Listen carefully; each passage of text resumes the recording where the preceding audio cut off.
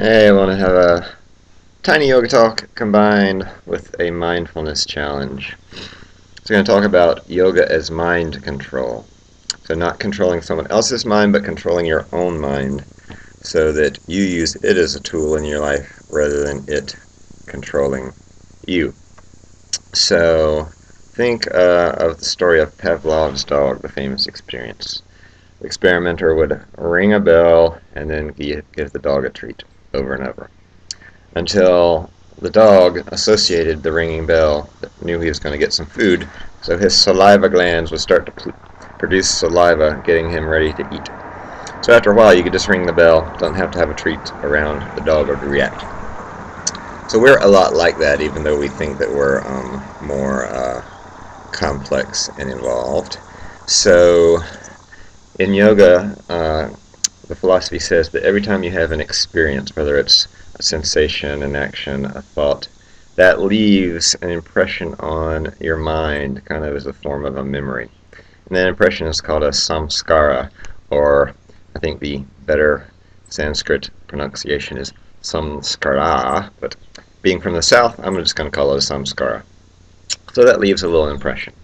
You get enough related impressions from similar kinds of experiences and thoughts and things, and these group together to work together in things called vasanas. And you could think of it as like when you touch the stove and it's hot, you jerk your hand off. You learn that anything that's hot, as soon as you touch it, you remove your hand. Those are good reactions, it's things you don't have to think about.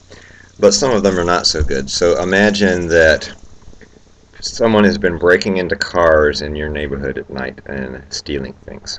So you get a call from the police saying, there's been these break-ins, and here's a list of 5 things we'd like you to do to reduce the possibility of theft. Don't leave objects in your car where people can see them. Keep it locked. Report anyone that you don't know walking down the road. Various things like that. So there's 2 outcomes from that experience. One, you can do what's most likely. You're going to be like, someone's breaking in cars in my neighborhood. This used to be such a great neighborhood. You can feel outrage and anger and suspicion and fear and all that, and then go do those 5 things which will help reduce the problem. Or you can simply do the 5 things that reduce the chance of theft. Both actions are going to result in the same reduction of theft. The first one is going to give the thieves control of your life in some manner by, ruining your day, making you uptight, angry, and scared. The second one, the thieves don't have an effect on your day other than maybe they might break in your car. You're going to do the same actions to reduce that possibility anyway.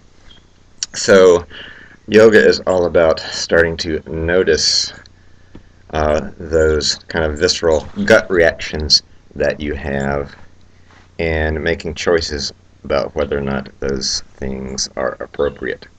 So if someone at work makes a comment and you feel like you've been personally hurt by that, whatever it might be, it might be that they just made a comment and had no thought about how it was going to affect you, and you're just reacting to it in a certain way. It might be that they really are trying to hurt your feelings, but only you can let them. So your challenge is today to be a little more aware. So when something kind of trips your trigger and sets you off, rather than immediately reacting, try to take a moment, a breath or two, and try to kind of backtrack those feelings down to where they're coming from. Is it some past experience that other coworkers, for instance, used to not respect you thought, and now you're always hypersensitive to whether or not someone's showing you respect? Whatever it might be, just try to kind of see where that's coming from and see if your gut reaction is really appropriate or if there's a better one that you can do. There's almost always a better reaction that you can respond with. Hope you have a great day. Bye.